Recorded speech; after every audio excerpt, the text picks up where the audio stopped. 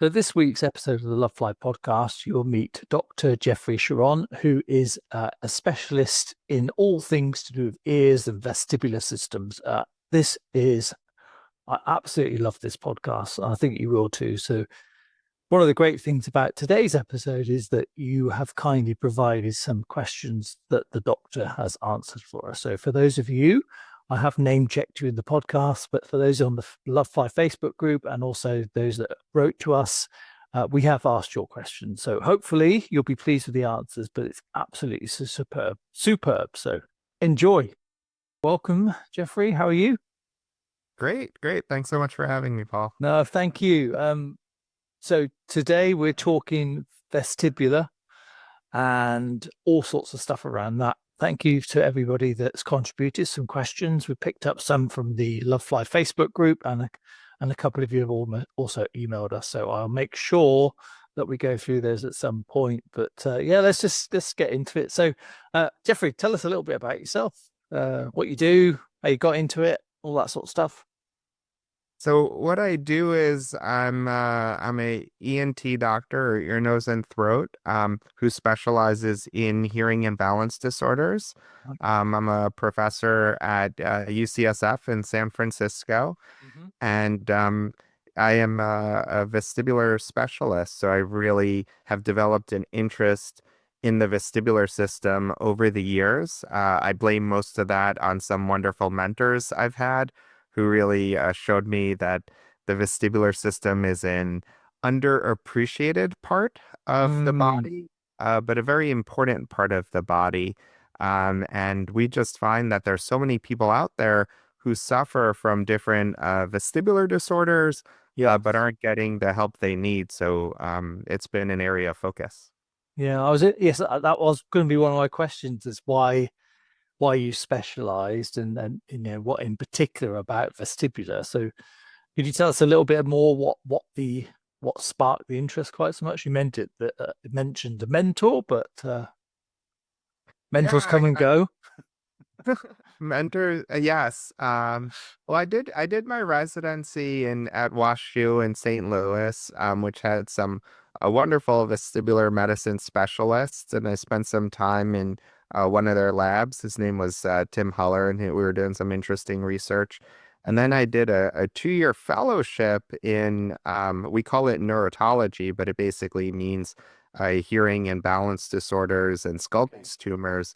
And I did that at Johns Hopkins, and there's a feeling that there's something in the water over there, and then you drink it, I guess, and then you become very interested in this forgotten corner of medicine, which is the vestibular system. And over there, there was all this fascinating, groundbreaking research in the vestibular system. The person who had discovered a new disease, a new vestibular disease, called superior canal dehiscence in 1998. Mm. Was at Johns Hopkins at the time. There was a professor there, Charlie Delacentino, who's working on a vestibular implant.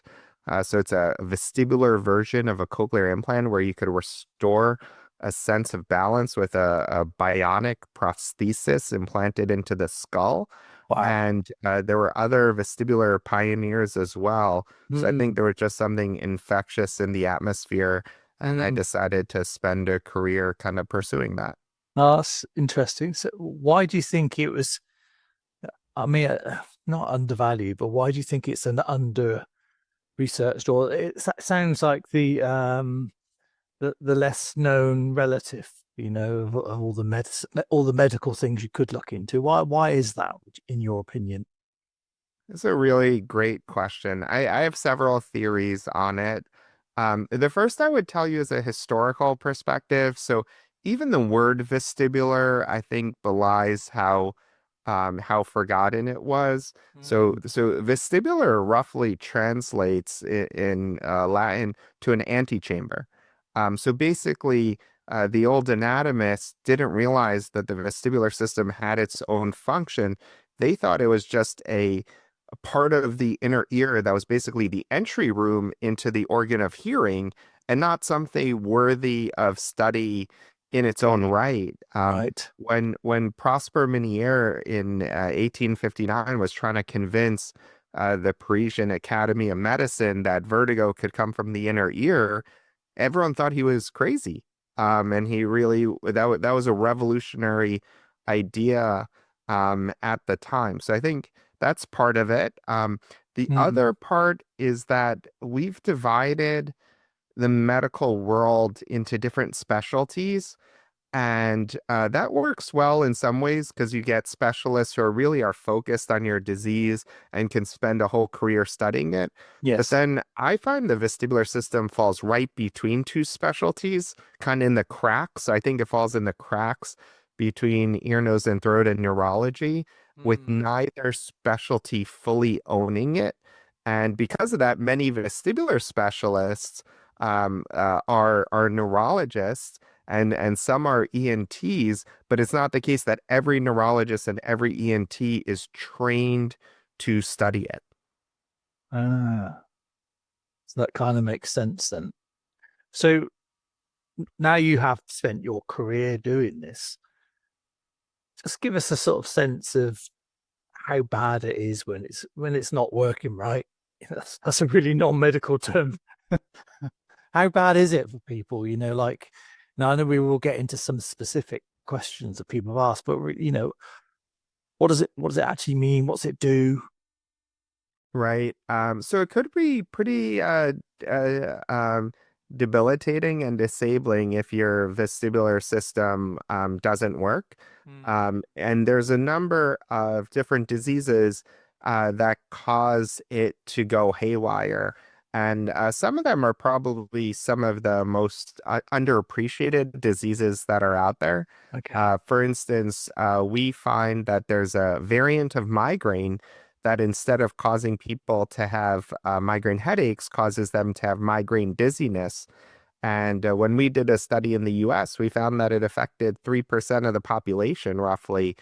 So it's incredibly common. Almost everyone knows someone who suffers from this.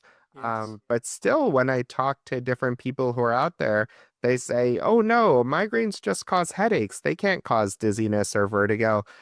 So we do suffer from a bit of a education problem where Mm. people aren't always aware of these things. It probably starts in kindergarten, right? In kindergarten, you're told that there's five senses, and the vestibular system's not listed as one of them. It's totally false. Humans have way more than five senses, but the vestibular system is one of the most important senses that we don't even talk about. It's pretty shocking, isn't it, really? And as I'm thinking about it more now, I'm going to start thinking, getting paranoid. Every time I feel a bit giddy, that'll be it. I'll be phoning you up. So, right.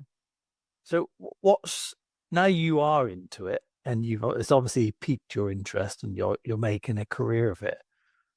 What's your goal or mission in terms of vestibular help and care for people? Well, I want, what do I want? Nothing big. I just want to spark a vestibular revolution where it becomes a Whoa, whoa, whoa, focus. whoa. Nothing big. I just want to spark a vestibular revolution. Yeah, Yeah, just a modest revolution where we take it seriously. yeah, And what I see is a huge disconnect between the number of patients who suffer from these diseases.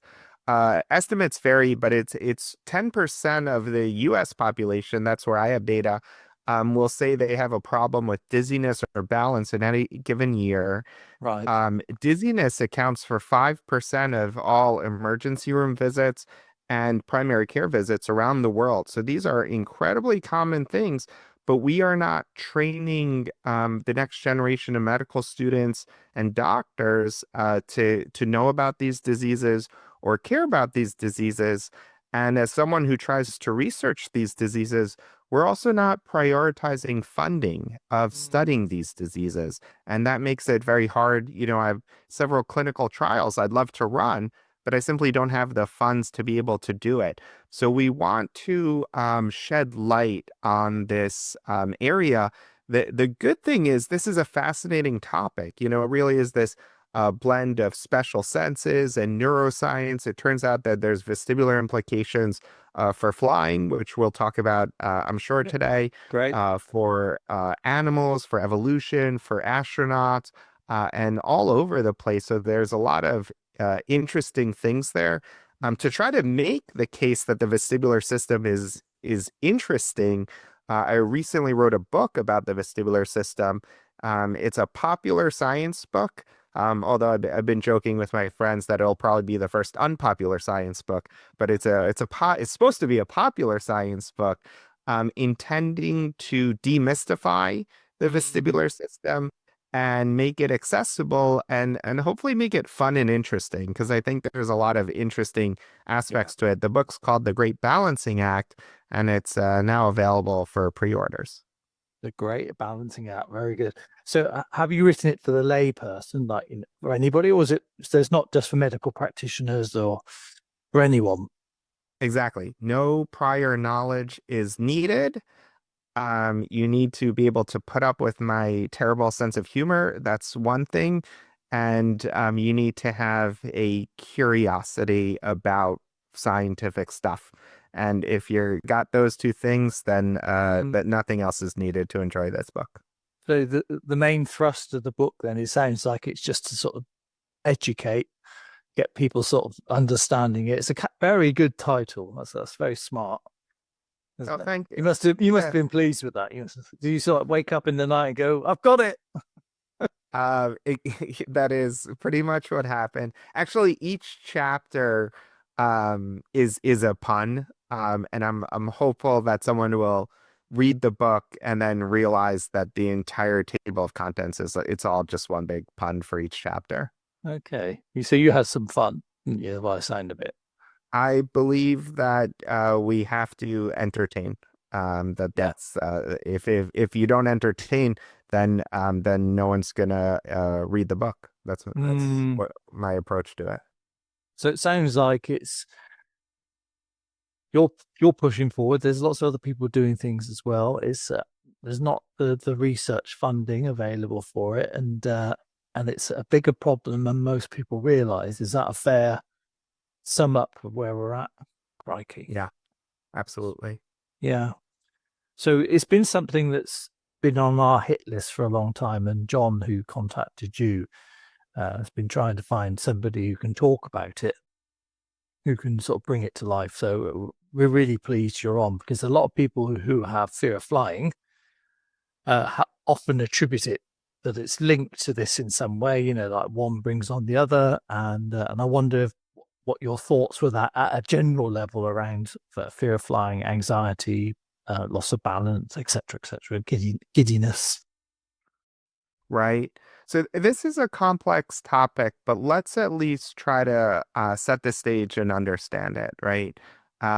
So we have a number of different senses, like hearing, like vision, like the vestibular system, and they're truly incredible. So they let us understand the worlds around us, and they each take advantage of the physics of the world that we're in to enable us to sense some physical property about it, be it wavelengths of light on the electromagnetic spectrum, or sound waves traveling through the air, or even the tug of Earth's gravity, which the vestibular system can sense. And all of Oh, the well, what did you just, what did you say that again? The tug of Earth's gravity, it can sense. Yes, yeah, our vestibular. Actually, this is interesting. The Wow. the oldest part of the vestibular system is the part that senses gravity, and it's shared by almost every animal on Earth. So, plants can sense gravity. So plants do have a rudimentary vestibular system. Jellyfish sense gravity, frogs sense gravity, and we sense gravity. A lot of people don't realize that. But in order to form a mental map of the world around us, which is Mm. essential, and for plants, in order to grow towards the sun, which is also essential, and for jellyfish to know where the surface is, which is also essential, we need to be able to sense gravity. And we all kind of know that there's crystals in the inner ear, because a lot of people have heard of the loose crystals disease, Yeah. which we name by an acronym. It's called BPPV, so benign paroxysmal positional vertigo, but the name's not important, just the acronym. Hmm. Um, we know that the crystals are out of place somehow, but then people never ask the second question, which is, why do we actually have crystals in our inner ear? And we do, because I've seen them, meaning there's scanning electron microscope pictures out Hmm. there of these crystals. And we have a bed of crystals that sit atop two tiny vestibular organs. One's called the utricle and one's called the saccule, and they sense gravity. How do they do it? They do it through the crystals. So the crystals are there because they're dense and heavy, and therefore they always settle in a gravity dependent position. So they're kind of like a plumb line. So if you have a plumb line and something heavy at the end of it, you can tell where gravity is because gravity will pull on it. So gravity pulls on the crystals, which are denser than the surrounding fluid, and pulls them down. Now, attached to the crystals through a jelly-like membrane is the hair cells, and the hair cells can actually they're the part of the inner ear that do the sensing. So they can actually tell that the crystals are being pulled down and they know where gravity is. So we'll do a clinical test on people where we'll have them take a line and it's at a slant, and then they have to put the line in the gravity vector, meaning that it has to be exactly upright, pointing directly Hmm. perpendicular to the ground. And people with a functional inner ear can do that because they're sensing gravity, and people without a functional inner ear struggle to do that because they can't sense gravity. I tell you what, my IQ's growing this evening. I tell you, it's just great. All right, you've just mentioned something which actually I'd forgotten about. Um, so for the since 1997, I've been running these courses, and every pilot, without fail, has talked about the inner ear, and in particular, around about 1,500 feet after takeoff, there's this moment where the pitch of the aircraft goes from about 15 degrees to about 10 or 11, roughly, broad figures. And this, to everybody, feels like a drop. And this throws people, and some people will say, "Oh, I feel the aircraft climb and descend all during the flight," and other people don't.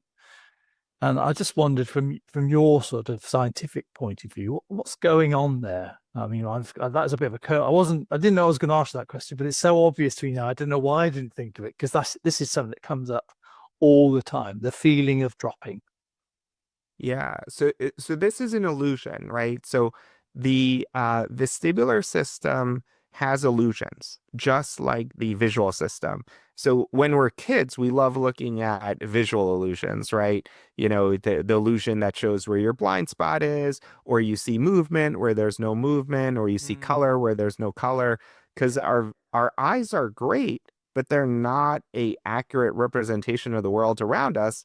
They're a biologic machinery that does such a good job normally that we think that it's a perfect representation of the world around us.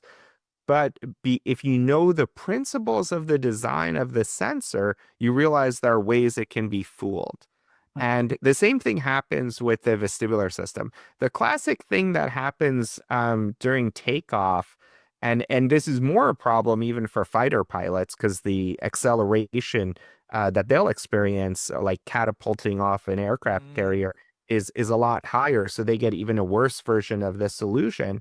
But the basic issue is we talked about um, that the inner ear has different sensors. And we talked about that one of those sensors has the crystals on it. And the crystal sensor is supposed to sense two different things. So picture that there's a bed of crystals or a forest of crystals sitting on a bed of hair cells, right? So every time you tilt your head, like if I tilt my head towards my shoulder, the crystals will tilt a bit, right? Mm. And the hair cells attached to those crystals will sense that, and they'll say, oh, your head's tilted to the right, or your head's tilted back, your head's tilted to the left. So the vestibular system senses when I tilt my head. Mm. The other thing those organs sense is linear acceleration. Because if you picture like a tray with some stuff on it, and you just start running real quick, everything on the tray will slide backwards, right? Yes. Um, and the same thing happens with these crystals. If you accelerate quickly, like let's say you're a pilot on an aircraft, and however it works, I'm not a pilot, I have no idea, but you turn on the engines and there's a lot of thrust and you start going forward. Those crystals are going to slide back, right? Mm.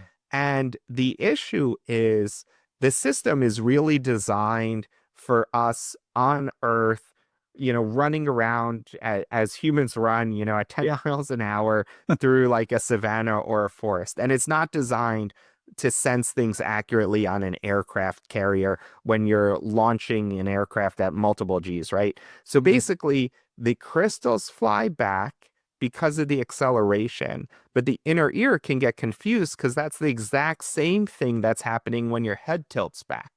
So Yes. the inner ear doesn't know, hey, did the head tilt back or am I accelerating really quickly? And that creates a perceptual confusion. So pilots are routinely taught to ignore their vestibular system.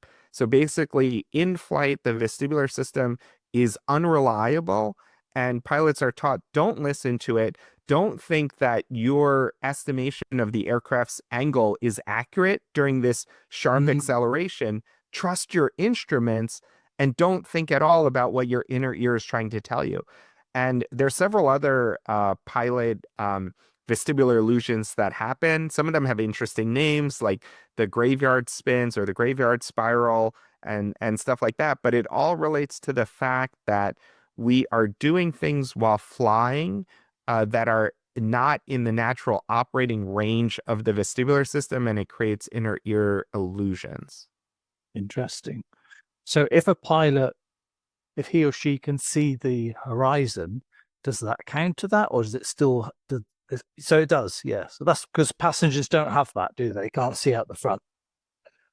Yes, that's exactly true. So our brain is designed to use the information from multiple systems, Mm. including the visual system.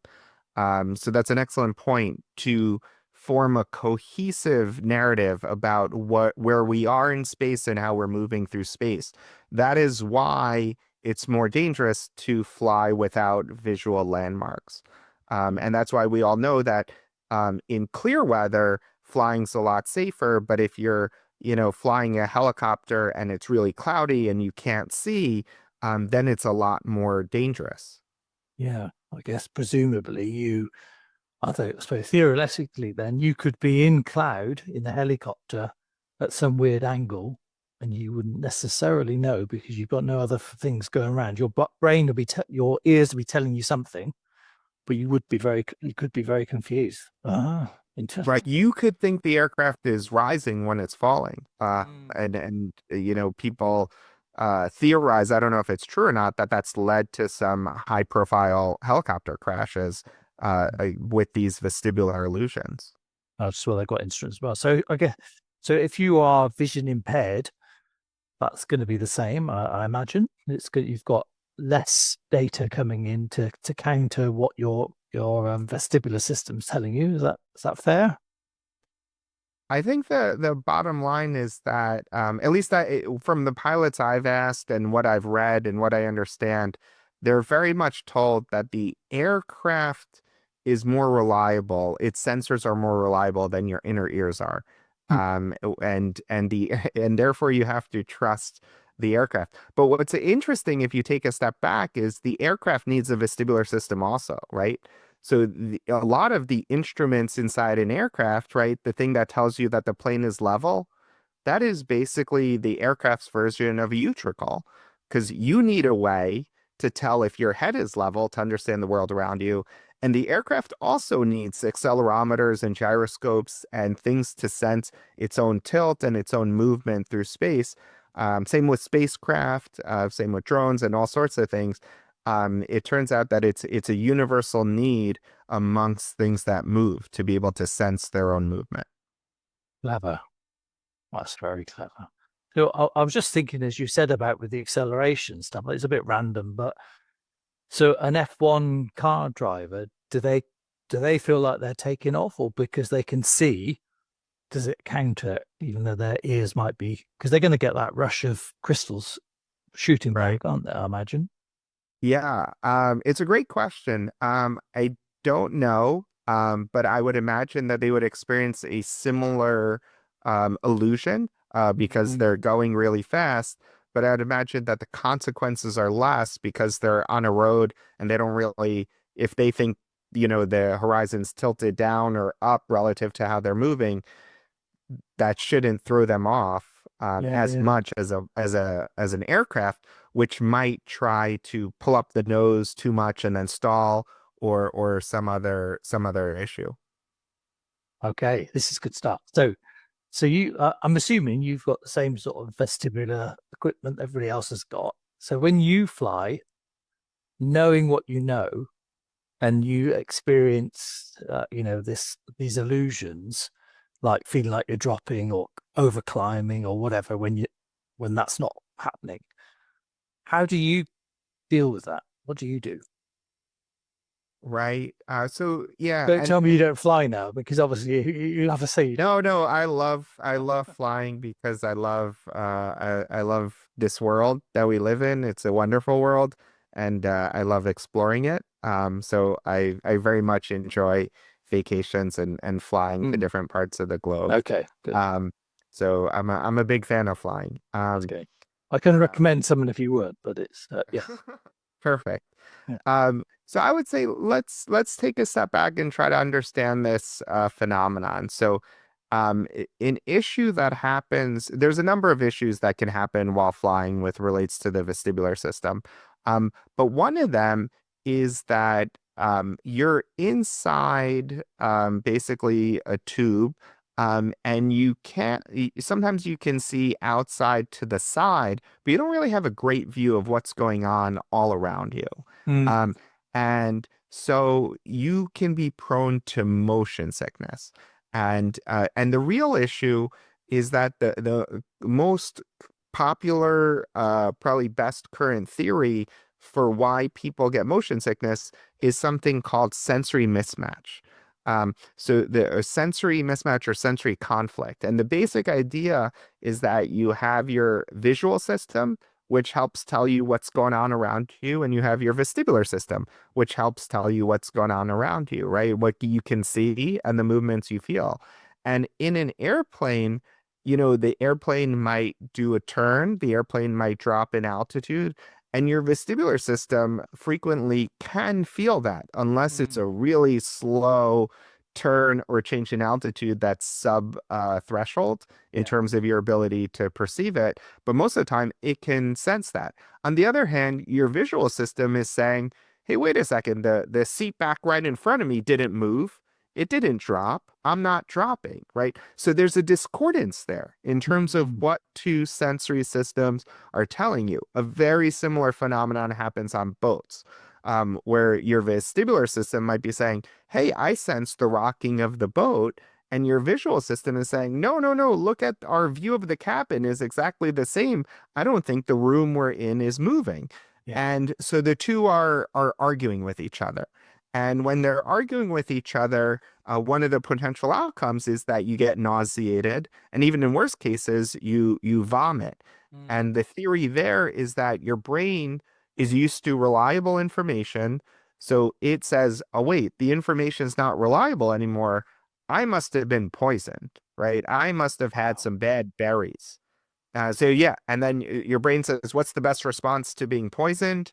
We got to vomit out these berries and never eat them again." So then we get nauseated and sometimes even vomit because the brain doesn't know what to do and it doesn't trust its own sensory information and it thinks you've been poisoned. I find that fascinating. But we've been programmed that I'm not. That we're getting two different. I'm doing two conflicting data sources. Therefore, I'm going to throw up. That'll make everything okay again. That's crazy, isn't it? Crikey. Yeah, it's wild, but there is some laboratory evidence that suggests that that is true. There are some dog experiments that are in favor of that Oh, theory. So I can't prove it definitively, but there's no. at least some evidence that that's a real theory. Yeah, well, I guess at some level that does make sense, doesn't it? It's like, in the absence of other data, the system wants to protect itself. That's what it's going to do. Oh, I knew you were going to be a great guest. Right, I got some questions then, if I may, and I think this might lead on to what can people do. I know there's various medication and stuff available, but I'm hoping you'll be able to give a much better, broader view. Okay, so this is from Charlotte. She says, "This is my issue when flying. I'm not scared of the plane itself, but I do hate the sensations I feel in my head. I feel pressure on my forehead and wooziness. That's a technical term. I do have sinus issues and TMJ, which certainly Mhm. won't help. I don't know what that means. So, is there anything I can do prior to my flight to help? Then during and after?" Sorry, this is a long question, but the others are a bit shorter. "I have an underactive thyroid, so nasal sinus medication isn't a possibility. Um, I also don't like the feeling of being trapped. Could this cause these types of symptoms through anxiety?" Sorry, that was a lot, so I'm happy to repeat No, no, it again. that's okay. I think she's going through what a lot of people do. So that's I think some common issues. So let's go through each of those in general. So number one, since it was the last thing said, anxiety. Anxiety doesn't help anything. It doesn't help any medical problem. And it tends to make symptoms worse. And over time, it could change the brain to change how likely we are to experience various symptoms. So it always makes sense to be addressing anxiety. TMJ stands for temporomandibular joint. So it's the joint right in front of the ear, the joint that kind of connects your jawbone, the mandible, to your skull. That doesn't seem to help any ear problem either. And there's probably an interesting reason for that, but TMJ disorders can cause ear pressure and ear pain. Um, and some people think they could cause dizziness, although the mechanism really hasn't been worked out for that. But at least for the ear pressure and ear pain, and that can make your whole flying experience a whole lot worse as well. Um, it seems to me and others that it's probably a bit of a evolutionary problem with the TMJ. So Mm, basically, if you think about different animals, like you think about a fish or a lizard, their jaws are different than ours because our upper jaw is fixed to our skull. It doesn't move, and only our lower jaw moves. But if you look at a lizard, their upper jaw and their lower jaw both move, right? So at some point in evolutionary history, we had an ability to move our upper jaw. And if you think about where the jaw joint is and where your ear is, they're basically right next to each other. They share a wall. And it's not a coincidence. It seems that in order to create extra hearing bones, we have coapted some of the upper jaw mechanisms that allowed it to move, fixed our upper jaw to our skull, and because of that, we have a better hearing than some other animals. For instance, a lizard only has one hearing bone, and we have much better hearing than a lizard does. So, one of the potential downsides of that arrangement is that the nerves that go to the jaw and the ear sometimes are wired together. And therefore, people will come into the office saying, I have all this ear pressure. And we'll examine them, and it turns out their ears look totally fine, but mm, their the jaw joints are exquisitely tender. And the real issue is their jaw joint has some inflammation or arthritis, and that's why they have ear pressure. And it's probably related to this evolutionary history that we share. So that complicates things too.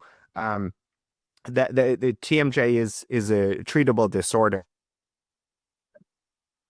though, but it's usually treated by dentists, not by ENT doctors. Um, and then there were several other things to address in that question as well. So, in terms of the sinuses, sinuses are somewhat important for flying. And the reason for that, we probably have to go down a little bit of a explanation here, is because of the eustachian tube. Um, Let me just spend a minute explaining that and why the sinuses are important for having a good flying experience. Um, so basically, we're talking about the vestibular system, but the ear also has its mechanical apparatus that lets you hear. And in order for it to do that, you have a space behind your eardrum. We call it the middle ear, but it's basically like the inside of a balloon. It's a closed off space filled with air. So picture a balloon with a valve, one way in and one way out, right? And the only valve, the only tube that allows you to equalize the ear is the eustachian tube. And the eustachian tube connects to the back of the nose. So some of my sinus colleagues will joke and they'll say, Jeff, we treat all these different sinuses, the maxillary sinus, the ethmoid sinus, the frontal sinus, and you only treat one sinus, which is the middle ear. Um, but it's true. It really is. You could think of it like a sinus because it's an opening that comes off the nasal Mm, cavity, that goes to a space that's supposed to be filled with air. So that's another important part because number one, we have to keep up with equalizing while we're going up and down in an aircraft, and I'm happy to explain that a bit more. But number two, when we don't keep up with equalizing because we have allergies or sinus problems or cold, and the eustachian tube won't allow the air in or out to equalize, some people experience that as a plugged or full feeling or ear pain, but some people experience that as dizziness. So it is fairly important to keep up with equalizing, especially during descent on an airplane. yeah. So just I think I know what you mean by that, but in your language, how would you what do you suggest the easiest way to equalize? The easiest way to, all right. And just to make sure we're all on the same page, what we're talking about is uh, at sea level, air molecules around you have a certain pressure. Mm. Um, and then as you go up in altitude, aircrafts are not pressurized to sea level, right? They're pressurized variably. I think there's some rule that they can't get above 8,000 feet. So that it's not the case when you go up to 30,000 feet in elevation, where the air pressure is one third of what it is at sea level, that the aircraft is pressurized to that. If that was the case, we would all just pass out when we got to cruising altitude. On the other hand, the air is not pressurized to sea level; it's a lower pressure. So as you go up in altitude, the cabin pressure drops. Mm. And that creates a problem because then there is a differential. There's a difference in air pressure on one side of the eardrum and the other side of the eardrum. And so when you go up, the cabin pressure drops, and then the air pressure in the ear is slightly higher. So excess air has to escape the eustachian tube to equalize because a stretched eardrum hurts. Yeah. It's painful and it can lead to rupture. And then on descent, it's actually the harder problem. The pressure inside the ear is lower than the cabin pressure because the cabin pressure is getting higher from the descent, and you need to add in air to equalize. So there's a number of ways to do that, but I would say the primary thing that I would tell people is get good at doing a nasal Valsalva, right? It is interesting to me. So I'm an ear doctor. I see ear patients. I examine them, 2 days a week, and I'll look in their ears and I'll ask them, "Can you pop your ears for me?" Mm. And I would say this is not scientific. Some of the stuff I'm saying is scientific. This is totally not. My guess is half of all people don't know what I mean when I Yeah. ask them to pop their ears. So our bodies don't come with an instruction manual. So we're not told like, here's your human body, read page 98 and you'll figure out how to pop your ears. And this is what a normal sensation, this isn't. We have to figure it all out ourselves. Um, but this issue of popping your ears, it's an essential skill. I think it's a Mm. great skill for life. So it's the basic concept is you close both of your nostrils with your fingers. So you just pinch your nostril closed and then you breathe out against your closed nostrils. They have to be totally closed so the air doesn't leak out. And then that creates back pressure that then pops your ears. So I do that while I'm flying and it works great. There are some workarounds, like people talk about eating, chewing, things like that. And that makes sense. The normal eustachian tube is tethered to your palate. So it does pull open every time you swallow. That, by the way, is an ingenious design of our bodies because you want to create a tube that is closed most of the time, but equalizes frequently throughout the day. Yeah. So the design principle is how do we achieve that? And the answer is just have it open during swallows because that's something you do every single day. You never stop, yeah, because there's always saliva. But it's quick enough that you could then maintain this constant equalization. Yeah. So that's by far the best. There are some other workarounds like these earplugs called earplanes that help lessen the pressure differential at the eardrum cabin interface by creating an additional pocket, avoiding flying while you're sick, while you're all swollen, while you have a cold, using decongestant sprays, using oral decongestants to make it easier. But at the end of the day, it's a mechanical issue. And the best way to avoid it is to get good at equalizing your ears. And the other advantage is then you can avoid flying when you have a cold and you can't equalize your ears. You just say, nope, got to reschedule because I cannot equalize my ears. So then this flight is not going to go well. Yeah. Yeah. We were always told, because many years ago I was cabin crew, and we were always told, like, if you can't clear your ears on the ground, so like you said, don't fly. So we used to phone. So that was one of the reasons you could phone in sick, and there was no questions asked. You can't clear it, it's fine. Don't come in. We don't want any problems with your ears. So yeah, that's a great tip. Okay, that's good. That's good. So what's just before I ask the next question, um, I've heard the word putting a grommet in your ear. What is that to do with equalizing? Is that similar to that, or is that Yeah. something else? No, it is. It is related. Grommet, in the US, they're frequently called ear tubes. In the UK, frequently called grommets. But it's the same thing. It's a little tiny tube. It's got a hole in the middle. The hole's usually about 1 millimeter across. And then it's got two flanges on either side. And you basically make a cut and you put it in the eardrum. And it solves a very simple issue. So if your eustachian tube doesn't work, then the grommet allows you to equalize instantly without any effort whatsoever, because you now have, instead of just relying on the eustachian tube as the only way for air to get in or out of the middle ear, you now have a hole in your eardrum, a small hole. And that's what a grommet is. It creates a small hole that allows for instant equalization. So if people have trouble with their eustachian tubes, but need to fly frequently, then sometimes that'll be a reason why we'll put in a grommet or an ear tube. And it basically, if the tube is open and patent, it should fix the problem. And if it doesn't fix the problem, then that's not the problem.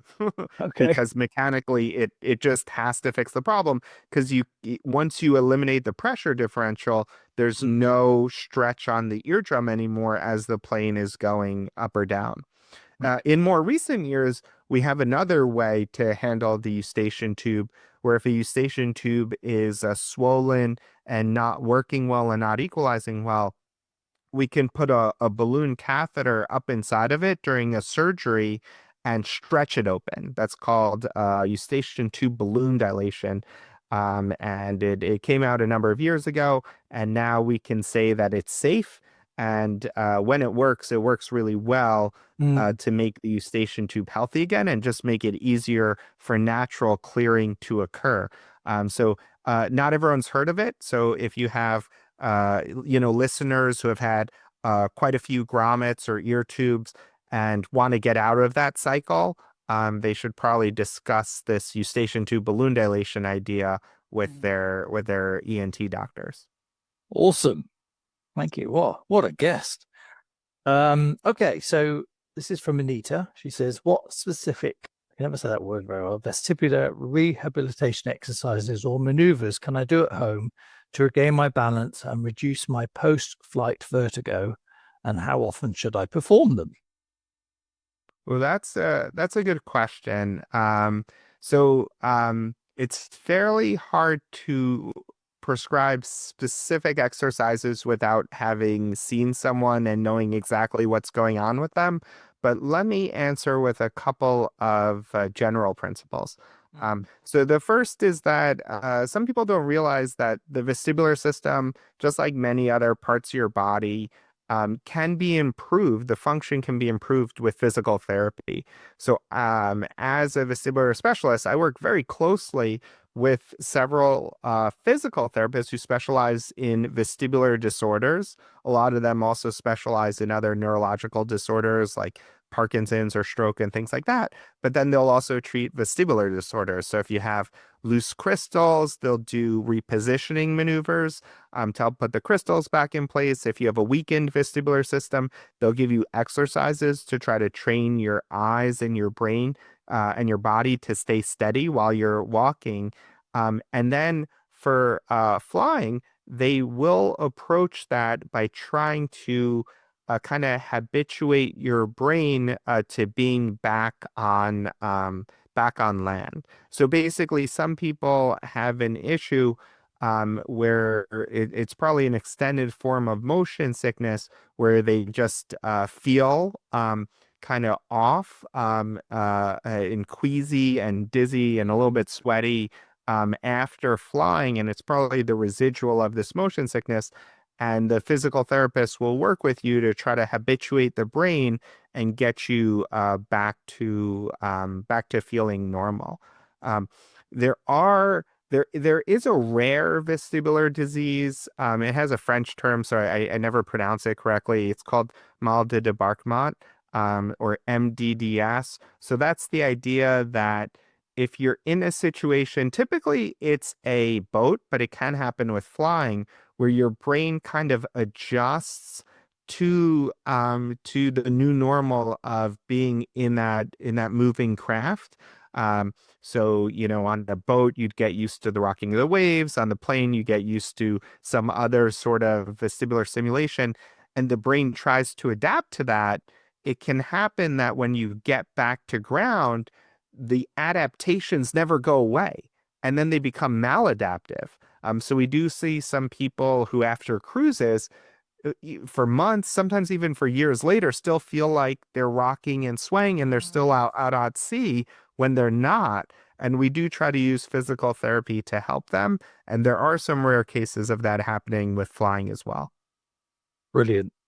I mean, that's actually one of the questions that comes up from someone called Roe. Um, and they've also asked about, so they've asked about that and 3PD. I don't know if that's what you've just said, but that other and the French thing.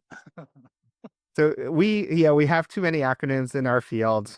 Um, so 3PD is a related concept. 3PD stands for persistent postural perceptual dizziness.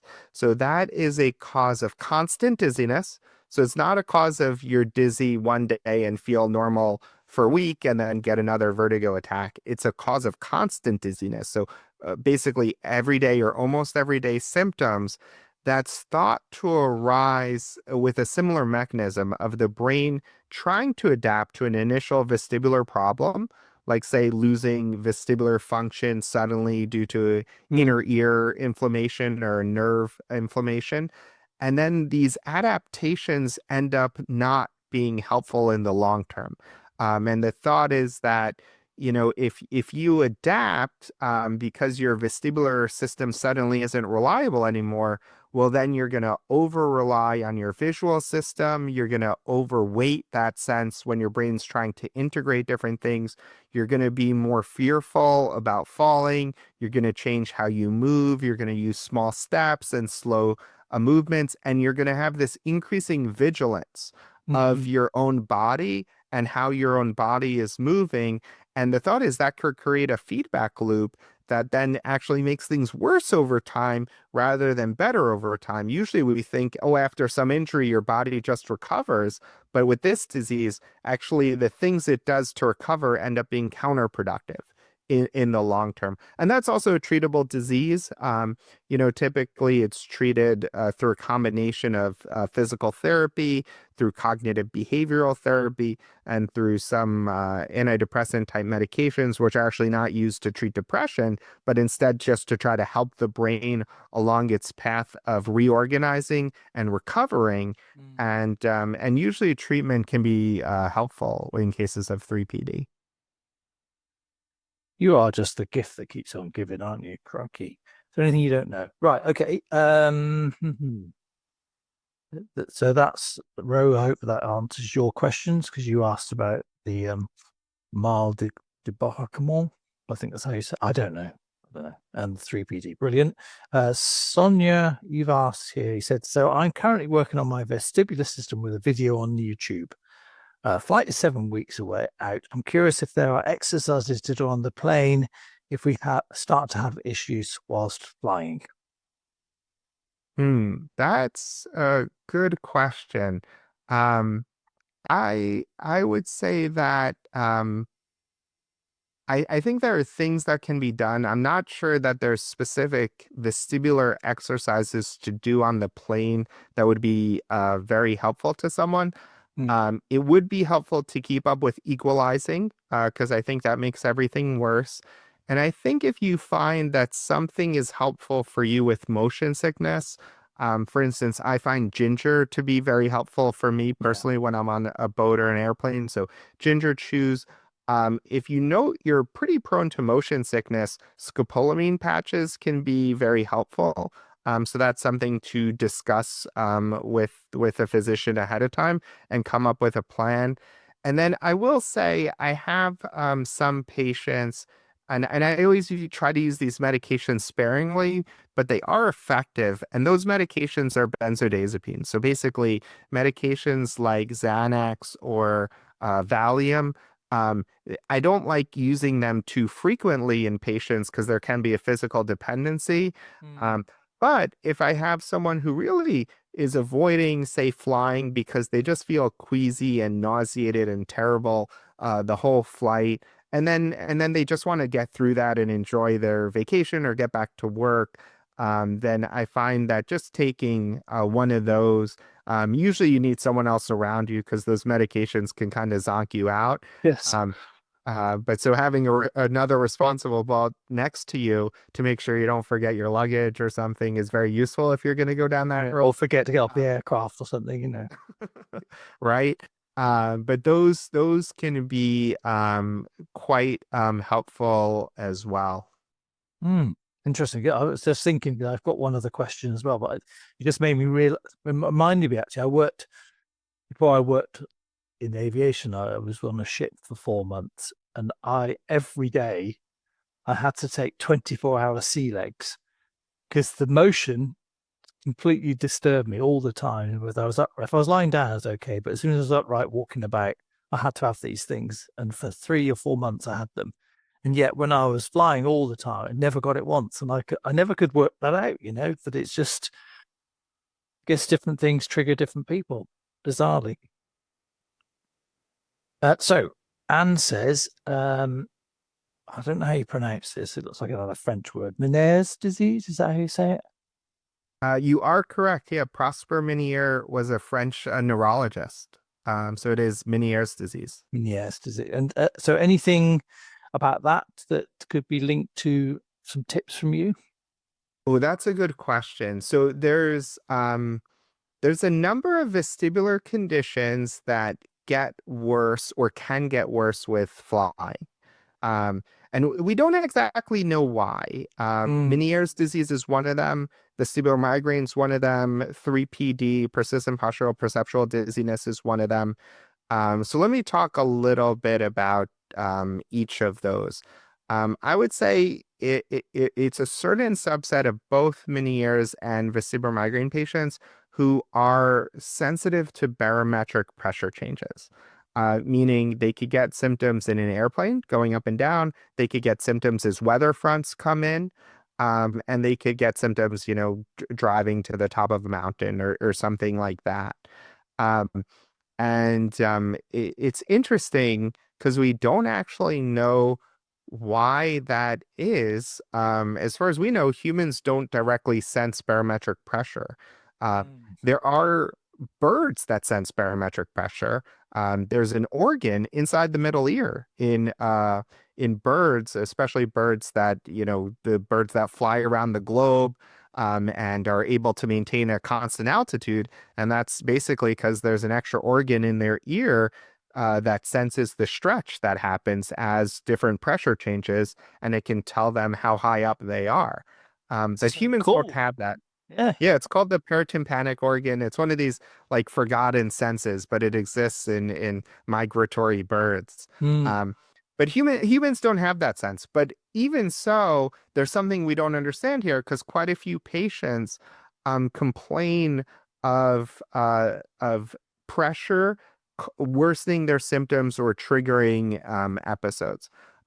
So I would say that for patients flying, they really ought to have a good plan of what to do during episodes.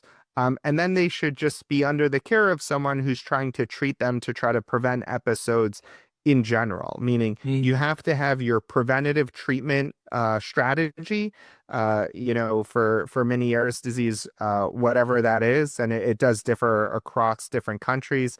In Europe, beta histine's more popular. In the US, diuretics are more popular. Vestibular migraine, well, my lab has found that these new migraine medicines, the CGRP migraine medicines, are pretty effective for vestibular migraine, not for everyone, but for a good chunk of patients. So those are the general treatment. What was that one called? CJRP? Oh, sorry. Yeah, another acronym. I'm just going to all acronym today. Yeah, CGRP. That one's not important what it stands for. It's just one of these medical sounding names, but it's a class of medicines Mm. used for migraine, and they came out. I think 2018, 2017 was the first one, so pretty recent. Not everyone's heard of them. But they're a pretty effective class of migraine medicines for a lot of patients. And we did a study looking at vestibular migraine and found that they were also pretty effective for vestibular migraine. And some of those medicines can be taken as a preventative, like as a prophylactic. And some of those medicines can be taken as an abortive, meaning while you have an attack to try to decrease symptoms.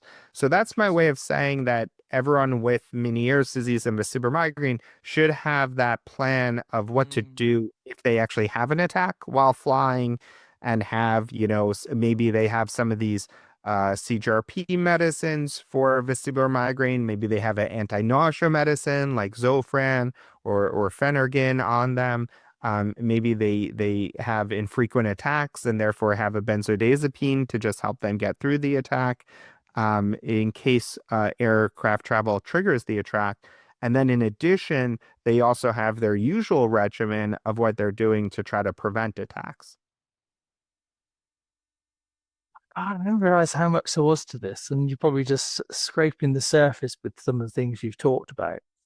I guess the one question that I've often wondered, because of the way that everything's linked, mind, thoughts, body, emotions, all the rest of it, is it possible that if you are fearful of flying, that you could generate or talk yourself into some of these other symptoms, the dizziness, etc. So it ends up feeling or looking like a vestibular thing, but it started as an anxiety or as a thought process. It's a great question. I would say this. Amongst yes, anxiety and panic attacks can be the cause of dizziness for sure. But Mm. I would say actually what I'm surprised by is most of the time when I'm diagnosing people in terms of they come to me and they say, I get all these vertigo attacks, what's going on? How do I feel better? It's actually very rare that I think that the cause is panic attacks or anxiety directly. Right. Um, So way rarer than I would have thought. I would say most of the time that's not the cause. On the other hand, if I look at the rates of anxiety in people who have vestibular disorders, they're way higher than they are in the general population. Mm. Um, so there is something to that. And especially with migraine, it's probably 40 or 50% of people who have vestibular migraine also have an anxiety disorder. And we don't fully understand why that is. And it could just be that anyone, if you give them enough medical symptoms, develops an anxiety disorder, or it could be something about the development of migraine and anxiety Yeah, disorders that yeah. shares a mechanism. Mm. So I would say that most often I'm telling patients, we have to treat you holistically, and we have to consider the anxiety as part of a complete treatment plan.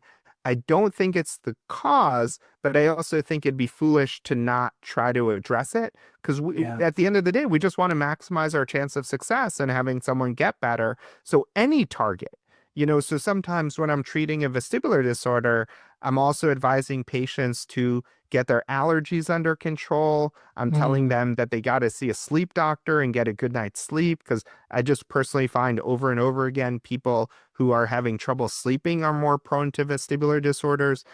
So there are these other targets that I think are worth going after, even though I don't think they're the primary cause.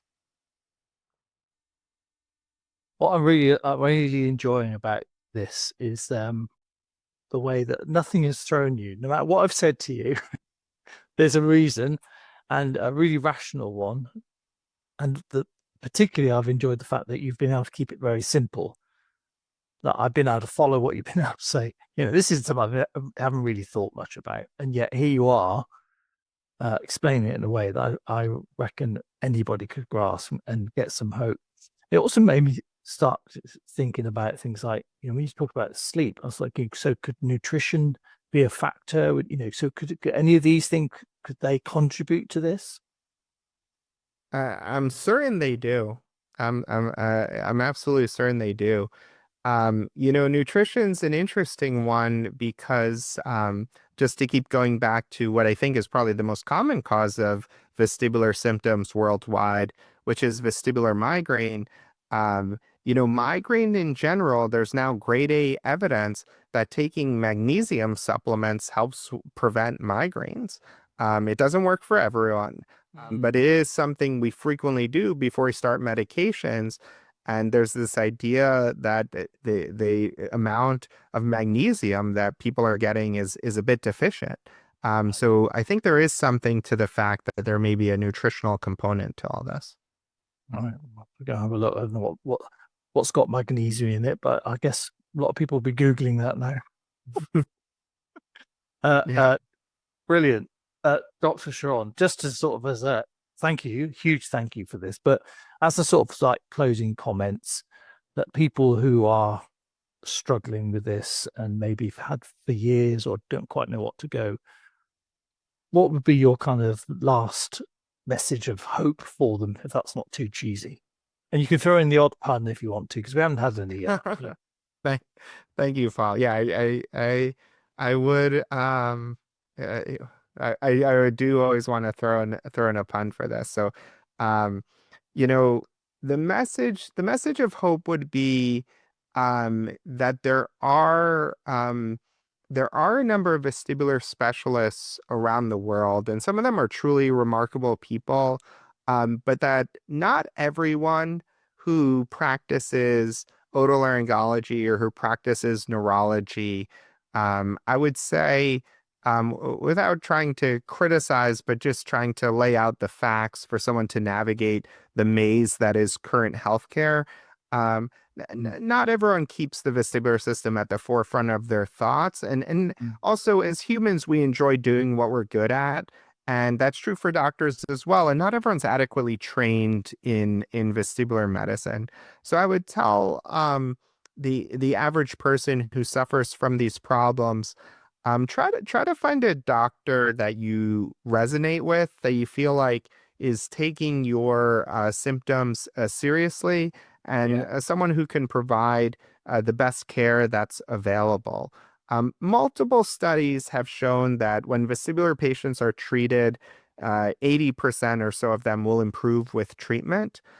So most vestibular problems, I believe, and I see this in my own practice, are treatable. It's not the case that every single vestibular problem has a 100% cure rate. Mm. And I think we need to work towards a world where that is the case. And that's my job and my colleagues' jobs to try to make things better. Although I will say I generally partner because I do clinical research with most of my wonderful patients, and they always seem to help me.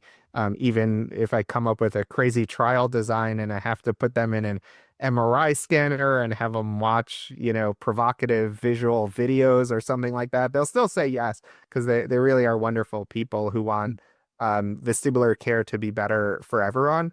Mm. But I would say don't lose hope and try to find a physician who is right for you to try to be a partner in getting the right vestibular care. Brilliant.